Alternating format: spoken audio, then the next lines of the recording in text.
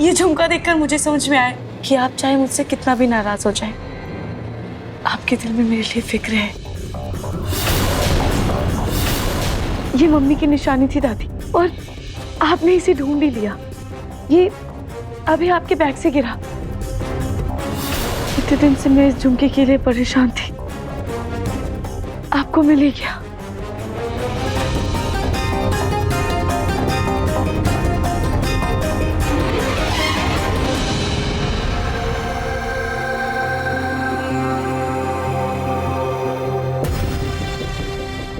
दादी, ये डब्बा तो आपको नाहर जी की मम्मी ने दिया था ना? ये झुमका उनके पास था क्या? हाँ, वही से मिला है मुझे। लेकिन लाओ, ये झुमका मुझे दो, मैं अपने पास रखूंगी, वरना तुम फिर से खो दोगी इसे। लाओ। नहीं दादी, प्लीज, इस बार मैं इसे बहुत संभाल के रखूंगी।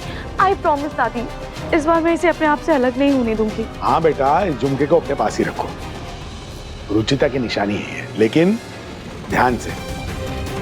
अगर इस बार तूने झुमका खोया ना, तो दादी से पहले ना मैं तेरी क्लास लूंगी, समझी? नहीं, इस बार मैं इसे नहीं खोऊंगी।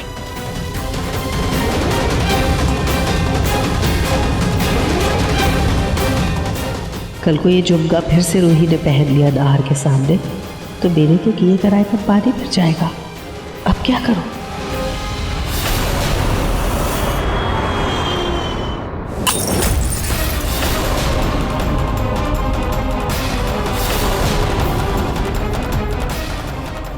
रतन जी रुकिए, ये क्या कर रहे हैं आप? आराम से बैठिए, आराम से। पानी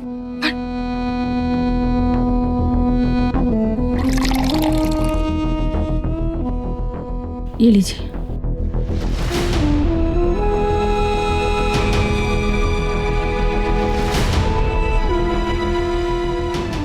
आप जानते हैं ना, आपको डॉक्टर ने डिस्चार्ज कर दिया, इसका ये मतलब नहीं है कि आप ठीक हैं। आपको अभी भी आराम की जरूरत है। आपको किसी भी चीज की जरूरत हो ना, आप मुझसे कहिए।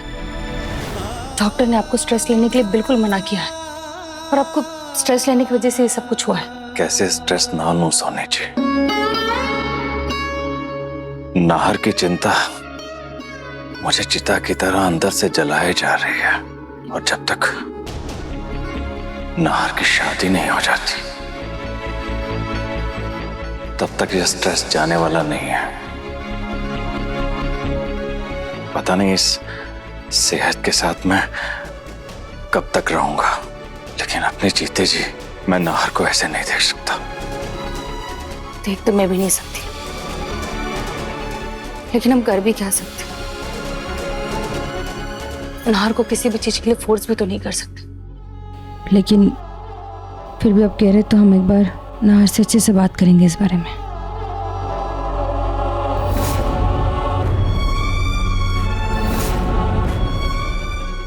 मैंने तो पहले उम्मीद बिल्कुल ही छोड़ दी थी, लेकिन अब जाकर उम्मीद की फिर से एक नई किरण नजर आई है, और इसे मैं कभी अपने हाथ से नहीं जाने दूंगी।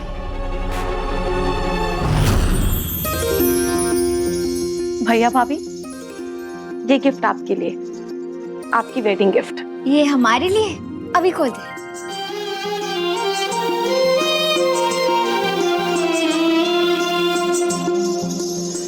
अरे वाह, बहुत प्यारा है। अब भाभी इतनी प्यारी है तो गिफ्ट भी तो प्यारी चाहिए थी ना?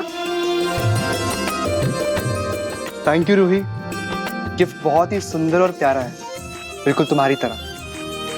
भगवान करे आप दोनों की जोड़ी ऐसी ही प्यारी सी बनी रहे। भगवान करे आपको भी कोई अच्छा सा जीवन साथी मिले।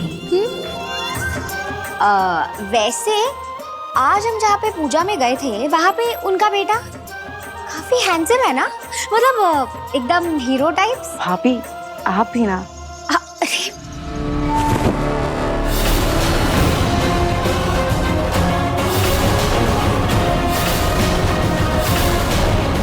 अगर तुम ननद भाभी की गुटरगू खत्म हो गई हो, तो पलक बहू, ये कुछ गंदे कपड़े, इन्हें अच्छे से धोकर साफ कर दो। हाँ जी जी दादी जी। और रूही, तुम, खाना बनाने का समय हो गया है, भूख के मारे जान निकल रही, अब हम सबको खाना खिलाओगी या फिर पेंटिंग बना बना कर हम सबका पेट भी भरोगी? जी दादी, मैं अभी करती हूँ। किसी काम की नहीं है।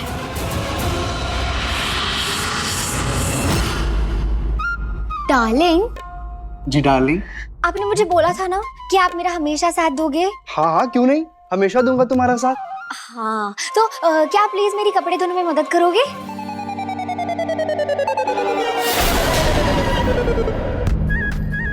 मुझे कपड़े धोना नहीं आते, मैंने कभी नहीं धोए। मैं तो भूल ही गया कि मुझे ऑफिस की मीटिंग में जाना है, बहुत अर्जेंट है। तुम ये संभालो, मैं खत्म। अरे रुको, अरे सुनो तो। अरे देखा रूही दीदी आपने, ये लव मैरिज हो या अरेंज मैरिज, पति ना सब एक जैसे ही होते हैं, बिल्कुल निकम्मे। वैसे रूही दीदी, आई होप कि आपको ऐसा पति मिले जो आपका साथ दे, आपके दुखों को बांट ले और खुशियाँ दुगनी कर दे। और पता नहीं, मुझे ऐसी फीलिंग आ रही है कि आपको वो बहुत जल्द मिलने वाला है।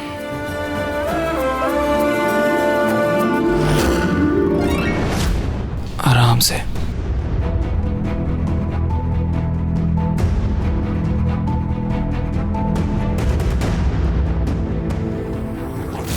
दादी, मालजी आप ये बैग के साथ क्या हुआ, कहीं जा रही हैं क्या? मम्मी, पापा, भैया, पापा, आप देखो ना, हमने इतना समझाया पर ये जिद पकड़ के बैठ गई है, सुन ही नहीं रही। अब आप लोग ही को समझाइए। देखिए ना मम्मी, ये दादी है कि मान ही नहीं रही है। आप भी थोड़ा समझा लो इन्हें, अब प्लीज मान जाओ। मैं द्वारिकाधीश दर्शन करने जा रही हूँ। ये घर में जो कुछ भी हुआ है ना, उससे मेरा मन बड़ा विचलित हो गया है। कुछ दिन भगवान के शरण में रहूंगी तो मेरा मन शांत हो जाएगा और घर में भी सुख शांति आएगी। इसीलिए मुझे कोई नहीं रोकेगा, समझे? लेकिन माँ जी, लेकिन कुछ नहीं कहा ना, कोई नहीं रोकेगा। पिछली बार भी तुमने रोक दिया था मुझे, मैं नहीं जा पाई। ये सब शायद इसीलिए हुआ। दादी, वहाँ ना बहुत गर्मी होती है, आपको सनबर्न हो गया तो आप एक काम करो, सर्दियों तक रुक जाओ ना, तब चले जाना। मेरी गुड़िया, मैंने अपनी सनस्क्रीन ले ली है, तू मेरी चिंता मत कर। और वैसे भी भगवान ने मुझे रंग इतना गोरा दिया है कि चाहे जितनी भी धूप हो, मैं काली नहीं पड़ने वाली। अब तो बस मैं अपने बच्चों के लिए प्रार्थना करके ही लौटूंगी। दादी चलिए, आपको मैं छोड़ाता हूँ। ना, मैं चली जाऊंगी। लेकिन माँ, मैं अभी बुढ़ी नहीं हुई, बुढ़ा तो तेरा बाप हो गया है, उसे तेरे सहारे और सेवा की जरूरत है। अभी तो मैं जवान हूँ, दौड़ भाग कर सकती हूँ। करना क्या है, यहाँ से टैक्सी में बैठकर जाना है, फिर ट्रेन पकड़नी है। मैं चली जाऊंगी, तू मेरी फिक्र मत कर। नहीं नहीं नहीं, ऐसे कैसे आप मेरे होते हुए अकेली चली जाएंगी? कहीं आपके पैर में छाले पड़ गए तो मैं आपको अच्छे से ट्रेन में बिठा के आऊंगा, इससे पहले आपका मन बदल जाए। अरे नहीं नहीं, आप रहने दीजिए, आप इस घर के जमाई, समर छोड़ाएगा। सासू माँ, जमाई नहीं, मैं इस घर का बेटा हूँ। और हाँ बहू, याद रखना मैं सिर्फ कुछ ही दिनों के लिए जा रही हूँ। मेरे जाने के बाद अपने आप को मालकिन मत समझने लग जाना। मेरे पीछे से घर का एक भी पत्ता नहीं हिलना चाहिए, समझी?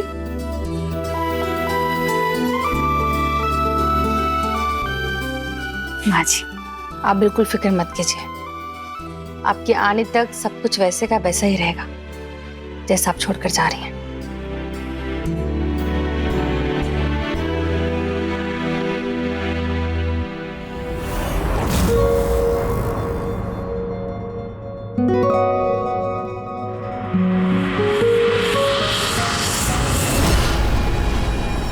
ये पलक कुछ ज्यादा ही रूही की चहेती बन रही है। इस 2 कौड़ी की रूही को उस नाहर से जोड़ रही है। इसको और रूही को तो मैंने काम करवा करवा के नौकरानी न बना दिया तो कहना, बढ़िया है जोड़ी बनाने वाली।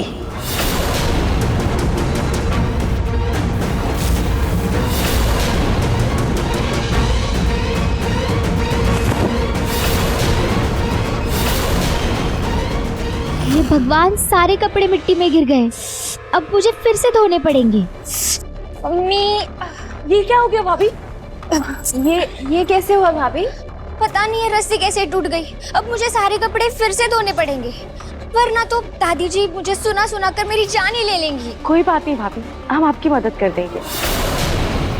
हाँ हाँ बिल्कुल, रूही कर देगी ना आपकी मदद। जूही, सिर्फ मैं नहीं, तू भी मदद करेगी। ये तेरी भी भाभी है ना? पर इतने सारे कपड़े नहीं नहीं नहीं, मैं नहीं कर सकती। अब मेरे हाथों में दर्द हो जाएगा और मैंने अभी भी मैनीक्योर भी करवाया, मेरे नेल्स खराब हो जाएंगे। I am sorry. एक तरीका है।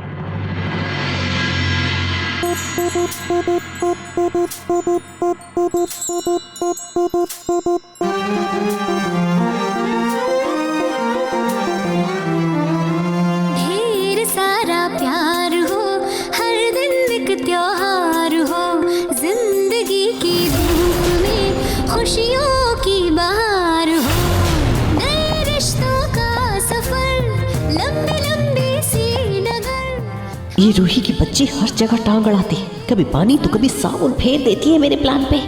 खाटू जी करे जल्दी से कोई आए और इसे विदा करा के ले जाए, तब जाकर कहीं कलेजे को ठंडक मिलेगी मेरे।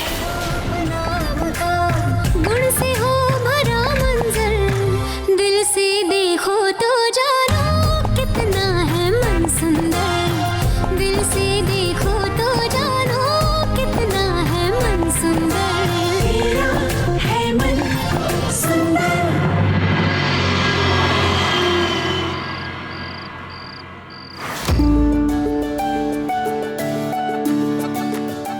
पता नहीं नाहर जी के पापा कैसे होंगे। आई होप उनकी तबीयत अब ठीक हो। रूही, जी ताऊ जी। मैंने नाहर जी को कॉल किया था लेकिन उन्होंने उठाया नहीं। उनका फोन आया ना तो तुम बात कर लेना। ये चार्जिंग पे लगा दो। मैं पापा के साथ जरा बाहर टहल के आता हूँ, थोड़ा अनईजी सा लग रहा है। जी ताऊ जी।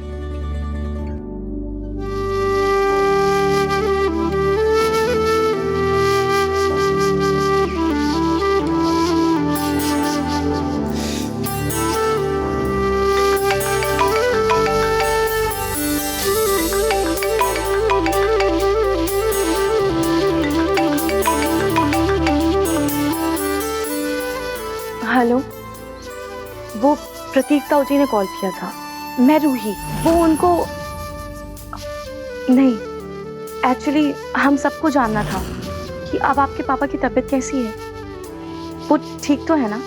इज फाइन नाउ, डिस्चार्ज हो चुके हैं। थैंक यू खाटू जी।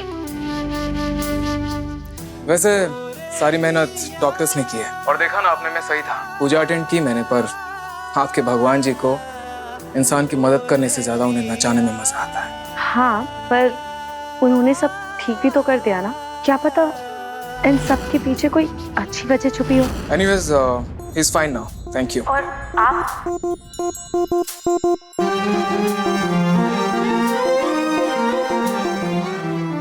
जी मतलब अगर माँ बाप को कुछ होता है तो सबसे ज्यादा डर बच्चों को होता है।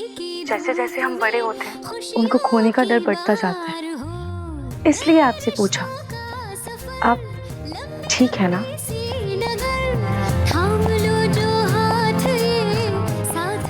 आई एम फाइन, थैंक यू। जी।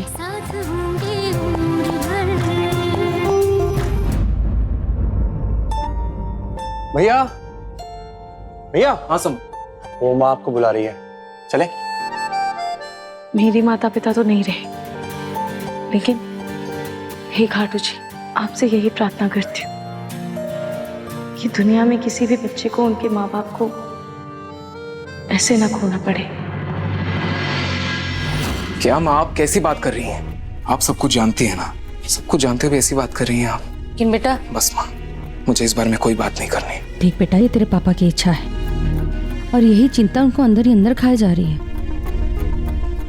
वैसे भी जिंदगी में आगे बढ़ने के लिए ना हर किसी को एक जीवन साथी की जरूरत होती ही होती है। होती होगी, पर मुझे नहीं चाहिए और मुझे नहीं बढ़ना आगे। मैं खुश हूं अपने परिवार के साथ, आप सबके साथ, और मेरा शादी नहीं करने का फैसला नहीं बदलने वाला, एंड दैट्स फाइनल।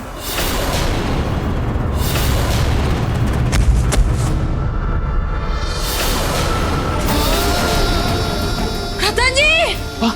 पापा! पापा! पापा! रतन जी! पापा! आराम से, आराम से, आराम से।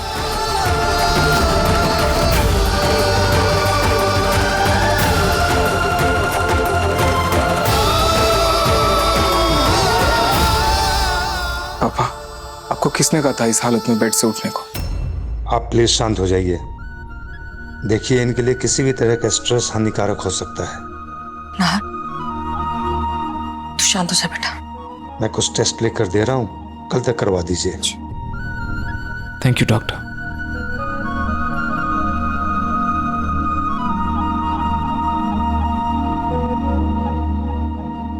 पापा, क्या कर रहे हो आप? क्यों कर रहे हो ये सब? आपको तो पता है ना, मैं आपको ऐसे दर्द में नहीं देख सकता। और मैं क्या, छोटी माँ, दादी, समर, अवनी सब परेशान है। प्लीज जल्दी से ठीक हो जाइए। नाहर बेटा, जब तू नहीं चाहता कि इन्हें स्ट्रेस हो तो इनके स्ट्रेस की वजह क्यों बन रहा है तू? तू चाहता है कि मैं ठीक हो जाऊं और खुश रहूं। मैं पहले जैसे हंसता खेलता था बिना चिंता के, वैसा फिर से बन जाऊं। जी पापा। बस बीमार बाप एक बात मान ले बेटा। बोले पापा। तू शादी के लिए हाँ कर दे प्लीज।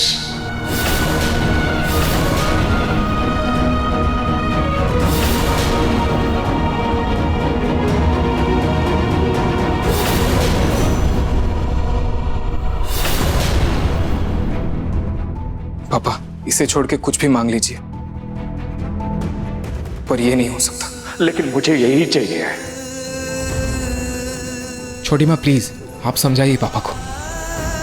अरे मेरी जिंदगी का कोई भरोसा नहीं है।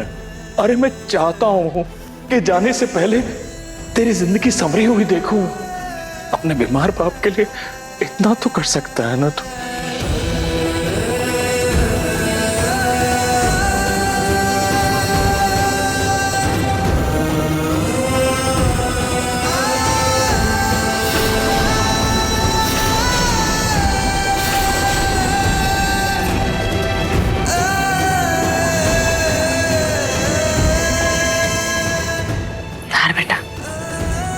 जिंदगी को ना हमेशा बहते हुए पानी की तरह जीना चाहिए। उसमें ताजगी बनी रहती है। रुके हुए पानी तो नाली बन जाता है। आगे बढ़ने की कोशिश कर बेटा। अब समय आ गया है, उन बंद दरवाजों को खोल दे। कर ले खुद का आज़ाद। उन दरवाजों पर लगे तालों को तोड़ दे। अपने आप को उन दरवाजों के अंदर कैद करना बंद कर दे। भूल जा अपनी पिछली जिंदगी के बारे में। आज की जिंदगी में जीना सीख बेटा।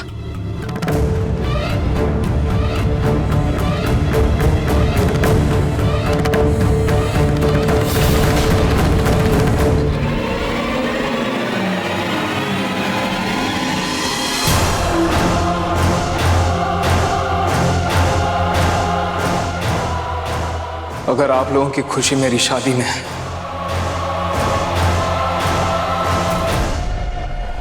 मैं शादी करने के लिए तैयार हूं।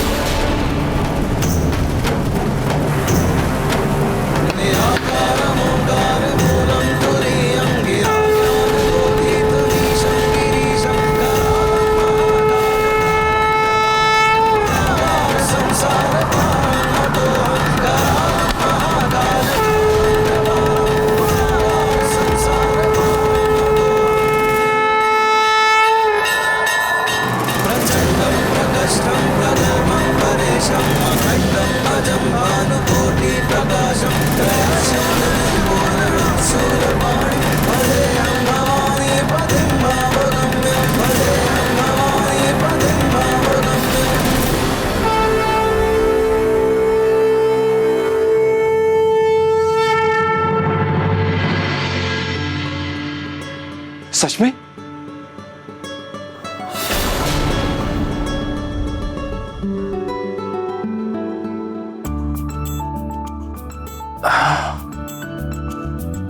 बेटा क्या तू सच कह रहा है?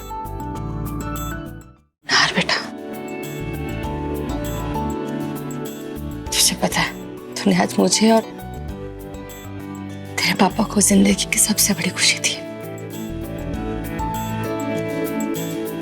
देखना, तेरे लिए ऐसी लड़की ढूंढ कर लाऊंगी ना, ऐसी लड़की ढूंढूंगी जो तेरी जिंदगी को और भी ज्यादा खूबसूरत बना दे।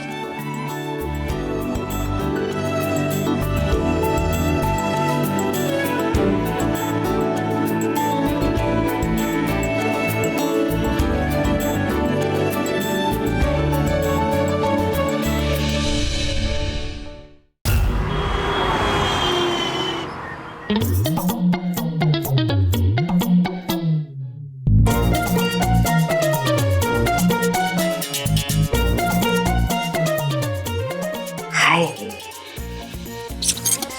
नजर ना लगे, कितनी प्यारी जोड़ी लग रही है इन दोनों की।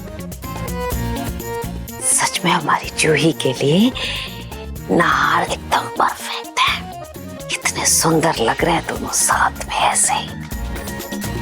भगवान करे दोनों का रिश्ता जल्दी से पक्का हो जाए।